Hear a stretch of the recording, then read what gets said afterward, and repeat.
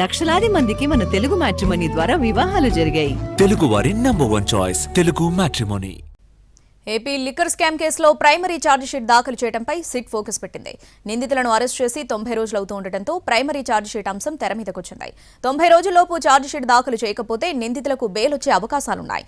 దీంతో ఇప్పటివరకు జరిగిన దర్యాప్తుపై ప్రైమరీ ఛార్జిషీట్ దాఖలు చేయాలని సిట్ అధికారులు నిర్ణయించారు. మరో 10 రోజుల్లోగా ఏసీబీ కోర్టులో ఛార్జిషీట్ దాఖలు చేసే అవకాశాలున్నాయి. ఏపీ లిక్కర్ స్కామ్లో నిందితులకు బెయిల్ రాకుండా ఉండేందుకు సిట్ అన్ని ప్రయత్నాలు చేస్తోంది.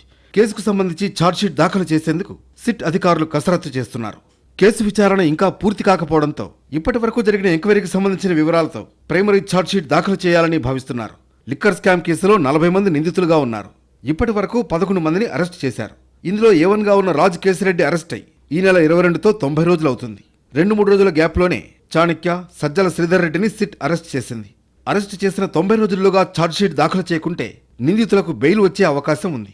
దీంతో ఛార్జ్షీట్పై అధికారులు ఫోకస్ పెట్టారు. రాజ్ కేసిరెడ్డి సహా చాణక్య, దిలీప్, సజ్జల శ్రీధర్ రెడ్డి, ధనుంజయ రెడ్డి, కృష్ణమోహన్ రెడ్డి దాఖలు చేసిన బెయిల్ పిటిషన్లను కోర్టు డిస్మిస్ చేసింది. అరెస్ట్ అయి 90 రోజులు పూర్తయ్యాక మరోసారి బెయిల్ కోసం దరఖాస్తు చేస్తే అప్పటికీ ఛార్జ్షీట్ దాఖలు కాని పక్షంలో బెయిల్ మంజూరయ్యే అవకాశం ఉంది. బెయిల్ వస్తే కేసు తదుపరి విచారణలో ఇబ్బందులు వస్తాయని సిట్ భావిస్తోంది. అందుకే ఇప్పటి వరకు జరిగిన విచారణను ప్రైమరీ ఛార్జ్షీట్ రూపంలో కోర్టులో దాఖలు చేయాలని అధికారులు నిర్ణయించారు. మరో 10 రోజుల వ్యవధిలోనే కేసు విచారణ, నిందితుల పాత్ర, సేకరించిన ఆధారాలతో ప్రైమరీ ఛార్జ్షీట్ దాఖలు చేయనున్నారు. కేసు దర్యాప్తు మొత్తం పూర్తయిన తర్వాత తుది ఛార్జ్షీట్ దాఖలు చేయాలని సిట్ అధికారులు భావిస్తున్నారు.